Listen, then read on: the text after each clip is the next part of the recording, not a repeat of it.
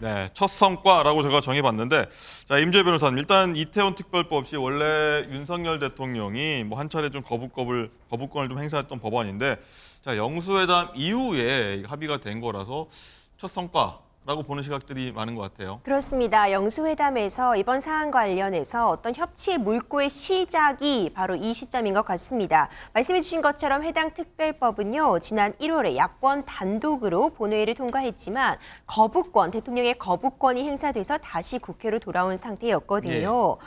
여러 쟁점 사안들에서 서로 한 발씩 양보하는 모습 보였습니다. 일단 특별조사위원회 구성과 활동 기간에 대해서는 민주당의 요구가 관철이 됐습니다. 위원은 모두 9명으로 하면서 여야가 각각 4명씩 추천하고 위원장은 국회의장이 협의를 통해 정하기로 정해졌고요. 활동 기간은 1년 이내로 하되 3개월까지 연장이 가능한 것으로 정해졌습니다.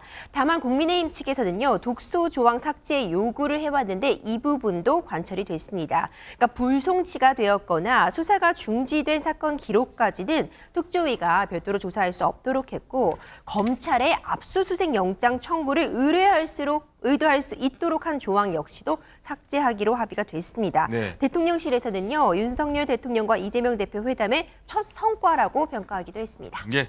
자, 관련해서 여야 대통령실에서 어떤 의견들 냈는지 목소리로 듣고 오겠습니다. 저희들 판단에는 전혀 법리적인 문제가 없는 것이지만 합의 처리를 위해서 수용할 수 있을 만한 영역의 것이다라고 판단을 했고, 회동에서 윤석열 대통령께서 이 문제에 대한 이야기를 하셨고, 그것이 물꼬가 돼서 여야 간의 협상을 다시 한번 시도했고요. 윤석열 대통령과 이재명 더불어민주당 대표 간의 회담을 통해 여야 간 협치와 정치의 복원이 시작됐는데, 이번 이태원 특별법 합의는 그 구체적인 첫 성과라고 평가합니다.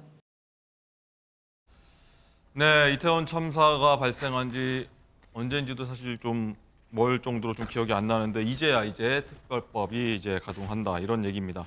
자, 강전혜 부위원장님, 네. 일단은 영수회담부터 빈손회담이란 말이 좀 있었는데 일단은 협치의 성과라고 보는 시각이 맞습니다. 어떻게 보십니까? 네, 지금 우리 프레스룸 라이브에서 첫 성과라고 제목을 지어주셨는데 맞다고 생각을 하고요. 그리고 우리 국민들께서 참 오랫동안 기다려오셨던 모습이다라고 생각을 합니다. 이번 영수회담이 끝나고 어떠한 명시적인 합의문이 나오지 않았었기 때문에 여기에 대해서 조금 빈손이었지 않나라는 이야기들이 좀 있었는데요. 여기에 대해 어제 전격적으로 서로 원내에서 합의를 하고 아마 오늘 이 부분이 그 법안이 통과가 될 것으로 예상이 되고 있는데, 이러한 모습들 서로 간에 조금씩 양보를 하고 그러면서 서로 간에 이제 법안에 대해서 협의하고 여야 간에 수석 원내 부대표들이 같이 인터뷰를 하지 않았습니까? 이러한 모습이 앞으로 계속 우리 국민들께서 보고 싶은 모습이다. 그리고 여기에 있어서 지금 임주혜 변호사님 말씀을 해주셨지만 어떠한 영장 청구에 대한 부분들에 대해서 민주당에서 조금 양보를 해준 부분이 있고, 기간이라든지 위원장에 대한 선임이라든지 이런 부분에 있어서는 또 국민의힘 측에서 양보를 한 부분들이 있거든요. 네. 참 잘된 부분이다. 그리고 앞으로도 이런 모습들을 자주 봤으면 좋겠다라는 생각을 하고 있습니다. 네. 자, 서영주 소장님. 네. 자, 국민들은 어쨌든 다 떠나서 이런 모습 좀 협치하고 사실 대화하면서 어떤 정치를 만들어가는 모습, 자, 싸우지만 말고 이런 모습 좀 기대했던 게 아닐까 싶기도 합니다. 그렇죠. 근데 좀 오래 걸렸습니다. 그러니까 이 정치라는 게 존재하는 본질적 이유를 고민해야 되는데 오랫동안 망각하고 있었던 게 아닌가. 그러니까 이태원 이 참사 특별법 같은 경우 국민 중심으로 정치가 생각했고 국정이 국민 중심으로 돌아갔다면 진즉됐어도 됐어야지요. 예를 들어서 이제 민주당이 많이 양보했다, 국민의힘 대통령실이 양보했다 이런 얘기는 중요하지 않고요. 저는 일단은 이태원 참사 유가족들이 그 수년 동안 길에서 이 어떤 진상조사를 바라면서 이 고생했던 시간을 생각하면 너무 죄송스럽다는 말씀 좀 드리고 싶고, 네. 다만 이제 좀 보면은 독소조항이라고 했던 부분들에 대해서는 국민들한테 오히려 풀어야 될 것 같아요. 그러니까 그 영장 청구 의뢰를 자꾸 대통령도 독소조항이었고 민주당이 그거를 고집했기 때문에 이게 안 됐다 생각하는데, 그게 아니라 이거는 그 세월호 참사와 관련돼서 사회적 참사 특위에서도 네. 이 조항이 다 들어가서 됐던 것이고요. 압수수색 영장 청구의 사참위에서 이 부분이 조항이 있었지만 한 번도 이게 말하자면 의뢰가 된 적이 없습니다. 그렇기 때문에 그냥 그냥 그 조문을 뒀었는데 이걸 가지고 계속해서 시간을 끌었던 국민의힘이나 대통령께서도 조금 한번 국민 중심적으로 돌아와서 하기 싫어서 꼬투리 잡는 그런 국정 운영은 안 했으면 좋겠다. 그래서 첫 성과로서 이게 또 두 번째, 세 번째 성과로 나타났으면 좋겠다는 바람이 있습니다. 네. 자, 그런데 쟁점은요. 이제부터인 것 같습니다. 이태원 참사 특별법과 달리 최상병 특검법은 여야 합의가 이루어지지 못했습니다. 민주당에서 오늘 본회의에서 이태원 특별법과 함께 처리를 강행하겠다 이런 입장인데 시끌시끌합니다. 목소리 듣고 오시죠. 저희는 내일 처리하는 것이 맞다라는 입장입니다. 합의를 위한 대화도 저희들은 할 거고 의장님을 설득하기 위한 작업도 하겠다라는 말씀을 드리겠습니다. 5월 말까지 시간이 좀 있으니까 그때까지만이라도 이견을 조정하려는 노력을 한번 해보는 것이 어떨까 그런 제안을 드립니다. 자, 이 건에 대해서 이제 여야가 또 평행선을 쭉 달리고 있는데, 자, 서영주 소장님, 일단은 민주당 출신의 김진표 국회의장이 이 법안을 상정해줘야 또 가능한 건데, 그래서 또 김 의장은 여야 합의해서 가져와라. 또 이런 입장입니다. 어떻게 좀 중립적인 입장을 취하겠다. 이런 입장인데, 민주당도 여기도 강력 반발하고 있고요. 같은 당이지만 또 굉장히 좀 압박을 가하고 있는 모양새, 좀 묘한 분위기가 좀 계속 연출되고 있어요. 네. 어떻게 바라봐야 됩니까, 이거? 그러니까 김진표 국회의장께서 이제 유종의미를 거둘 시간이 왔잖아요. 그리고 이제 뭐 합의라는 부분을 무시할 수는 없지만 이게 국회의장 자리가 기계적 중립, 이거는 말하자면은 기계잖아요. 기계가 되면 안 됩니다. 적이라는 표현이 있긴 한데. 그렇죠. 기계적이지만 거의 기계식으로 무슨 그 AI에게 어떤 답안지를 넣으면 그 가장 합리적인 안을 도출해내는 그런 기계적인 자리가 아닙니다. 그러니까 왜 이 국회의장의 자리는 뭐 입법부의 수장, 거기에 대한 책임, 책무, 그다음에 입법부가 민의의 전당이기 때문에 국민의 의견을 가장 수렴을 많이 해서 국민이 바라는 방향으로 이끌어가는 게 이 의장의 역할 아니겠냐 하지만 정치적으로 봐서도요, 이거는 굉장히 정무적인 자리입니다. 그렇기 때문에 다선 의원들을 국회의장으로 추대를 하는 것이고, 그리고 이 국회의장 자리 자체를 고도의 정무적인 판단을 하는 것인데, 지금 보면 최수근 상병 특검 부분 국민들이 이거를 진상조사 요구하고 있거든요. 이게 높습니다. 꼭 민주당의 요구가 아니더라도 이번 총선 민심에서 그리고 여러 가지 국민들의 여론조사에서도 이걸 해달라고 하는데 국회의장한테 이거는 무슨 애걸복걸을 해서 통화를 해달라. 좀 상정만 해달라 이거거든요. 네. 과연 그게 맞나?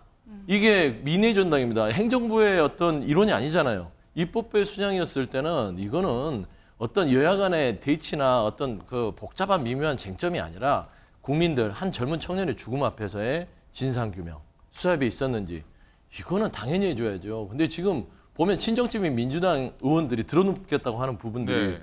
과연 이게 좀 좋은 모습인가요? 아니잖아요. 그래서 저는 김진표 국회의장 아직 시간이 있습니다. 본회의 오후 2시나 한 4시 안에는 할 것 같은데 그 전에 좀 전향적인 모습을 가지고 마지막 좀 유종의미를 거뒀으면 좋겠다. 네. 좀 그런 말씀. 정전의 부위원장 참 네. 궁금한데 일단은 지금까지 아직 김 의장이 입장을 네. 내놓고 있지 않은데 결국 뭐 여야 합의로 끝까지 이렇게 유도할 건지 아니면은 민주당 어떻게 손을 들어줄 건지 어떻게 보십니까? 저는 여야 합의를 끝까지 기다리시지 않을까라고 생각을 합니다. 지금 김 의장께서 그 2년 동안에 보여주셨던 모습들이 그런 것이고 민주당에서 지금 뭐 국회법에 있어서 의장이 바로 올릴 수 있는 것 아니냐라고 이야기를 하고 있는데요. 네. 이게 국회법의 문제와 그리고 국회에서의 그동안의 관행의 문제, 이것의 차이라고 생각을 합니다.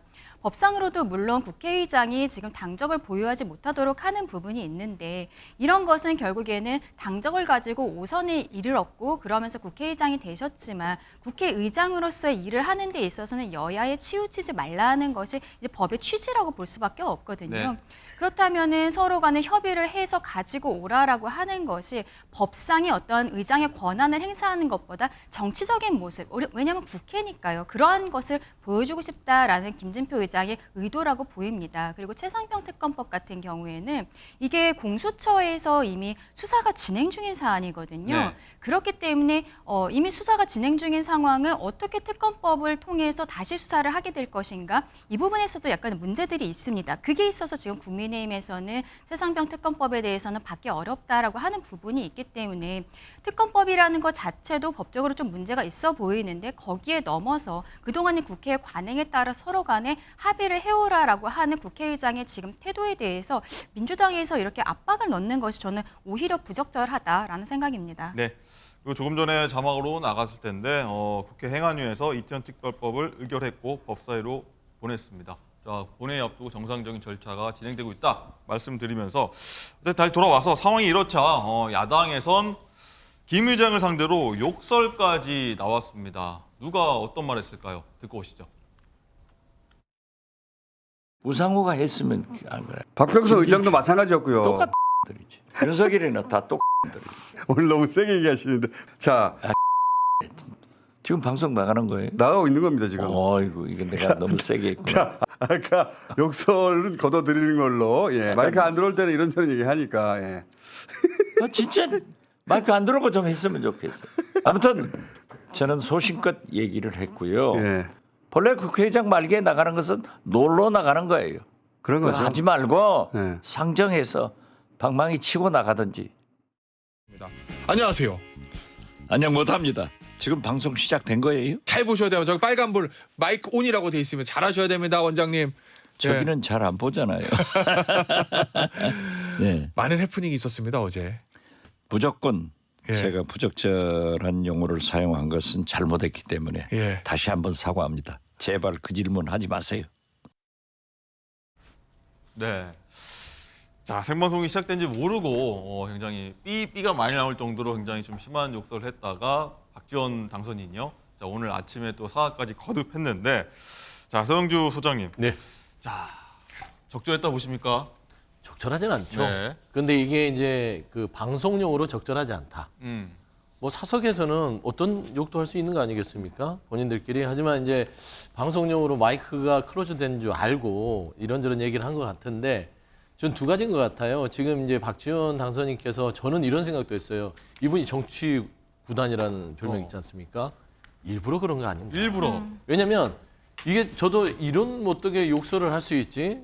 말하자면 뭐 입법부의 그 수장과 말하자면 행정부의 수반 그런 거 아니겠습니까?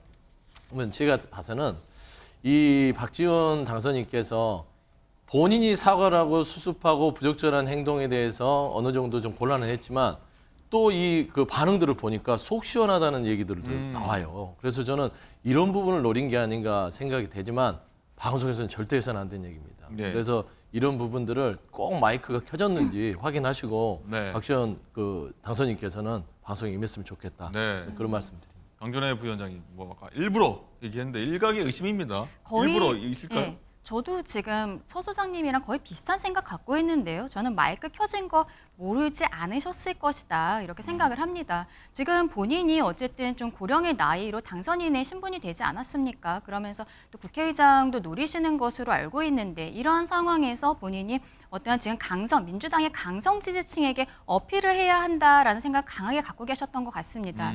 지금 뭐 이제 사실 박지원 당선인뿐만이 아니라 뭐 추미애 당선인 같은 경우에도 국회의장 자리가 어떤 중립적인 자리가 아니다라는 이야기를 하고 국회의장에 지금 나가겠다라고 하시는 분들이 지금 현재 김진표 국회의장에 대해서 굉장히 좀 부정적인 이야기들을 많이 하고 있지 않습니까?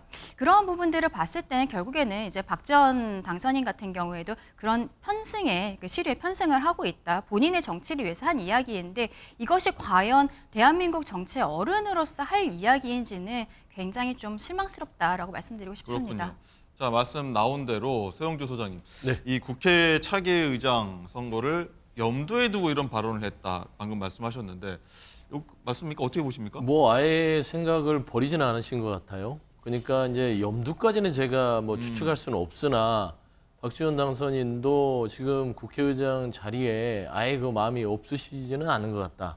하지만 이게 이제 전략적으로 접근했다고는 보이지는 않아요. 아하. 네, 다만 이렇게 욕설을 해서 접근하는 말하자면 이제 뉴스의 중심에 서고 또 이제 말하자면 민주당 내에서의 강성 지지층의 마음을 시원하게 하기 위해서 욕설을 했다? 저는 그렇게까지는 생각하고 싶지는 않으나 다만 이제 박지원 그 당선인께서는 욕설보다는 어떤 그 정확하게 김진표 지금 국회의장에 대한 어떤 이 처세 그리고 현 국정에 대한 부분들을 좀 뭐 표현하고 싶었던 것 같아요. 네. 근데 이게 이제 뭐 개 XXX 이 부분들은 네. 좀 그 도를 넘어섰기 때문에 네. 이거는 뭐 좀 정치 구단으로서는 좋은 전략은 아니지 않았을까. 네. 그렇게 생각이 듭니다. 근데 임지혜 변호사님 이거 들어보니까 언제 이거 좀 예전에 있었던 일 아니야? 이런 기시감 이런 게 좀 들린다, 보인다 이런 분들 많이 계십니다. 뭐죠? 네, 그렇습니다. 유사한 사건이 있었었죠. 2021년도에요. 당시에도 국회의장을 좀 압박했던 사건이 있었습니다. 언론주대법 개정안의 직권상정을 박병석 당시 의장이 이제 거부를 하니까 예. 초선이었던 김승원 의원이 박 의장을 향해서 뭐 역사에 남을 겁니다. GSGG라고 적었었습니다. 당시 해명도 있었어요. 이 네. GSGG라는 것이 많은 분들이 딱 직관적으로 떠올리시는 것처럼 한글로 그 욕설의 초성을 따온 것이 아니라 이제 Government of General G라 그래서 이제 정치권이 일반 의지를 위해 이제 봉사하는 것이다 이런 내용이었다라는 그런 말도 있었지만 사실 GSGG라고 하면 직관적으로 욕설이 떠오르게 되잖아요. 그런데 이 김 의원이 징계를 당하기는커녕 이제 공천을 받아서 재선까지 할 수 있었고요. 이것도 벤치마킹한 사례까지 있었습니다. 여기다가 복수형, 그러니까 들의 의미가 담긴 D 같이 붙여져서 GSGGD라고 이제 민영배 의원이 또 이런 글을 예. 남기기도 해서 문제가 됐었는데 이런 욕설을 떠올리게 하는 이런 부분들을 앞서 많이 언급해 주신 것처럼 참 적절한 부분은 아니라고 볼 수 있겠죠. 네. 자 강전혜 부위원장님. 네. 자 어쨌든 이번 발언이 뭐 과거 박병석 의장 향한 그 단어보다는 뭐 오히려 순한 맛 아니냐 뭐 이런 반응도 나오고 있다고 해요. 이거 어떻게 받아들여야 됩니까? 이걸? 이거를 어떻게 뭐가 순한 맛이고 뭐가 네. 더 매운 맛인지 이러한 이야기를 하는 것 자체가 굉장히 좀 부적절하다. 그리고 국민들에게는 굉장히 실망감만 주는 이런 상황이다라고 말씀드리고 싶고요.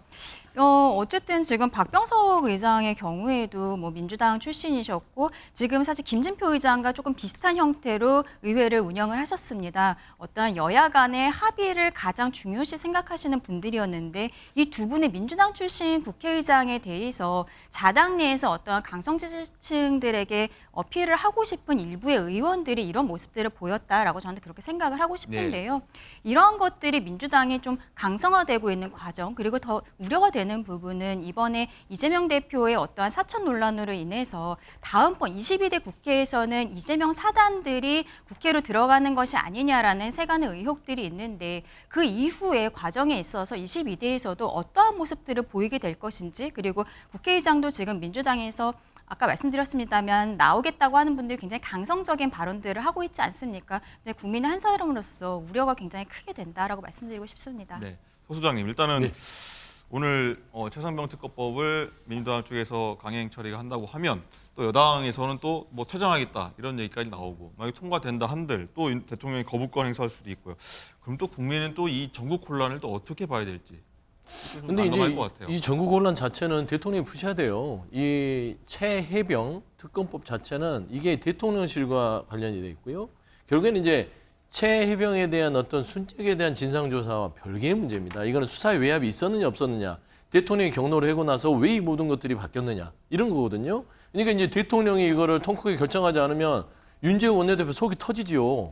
본인도 이거는 국민들이 원하는데 통과시켜 주고 싶을 겁니다. 그런데 이거는 대통령실이 지금 버티고 있는데 집권여당인 그 윤재호 원내대표가 이걸 내줄 수 있어요. 그러니까 은근 차라리 민주당이 단독 처리하길 바라는 겁니다. 빨리 처리를 해버려야 본인은 그냥 퇴장하고 국민의힘 의원들도 마찬가지일 거 아닙니까? 이번 총선에서 그렇게 호되게 국민들한테 회초를 맞았는데 이 최해병 특검대에서 우리도 좀 통과를 해주고 좀 털고 갔으면 좋겠다 마음은 굴뚝 같을 거예요. 네. 근데 대통령이 지금 저렇게 떡 버티고 있으니 일단은 퇴장하고 본인들의 할 일을 하고 그다음에 민주당이 차라리 김진표 국회의장과 뭐 어떻게 좀 풀어서 이걸 빨리 통과를 시켜서 대통령의 이제 결정 거부권을 기다리는 것이죠. 그게 훨씬 더 국민의힘은 속편한 지금 상황일 것이다. 네, 한번 네, 지켜봐 보도록 하고요.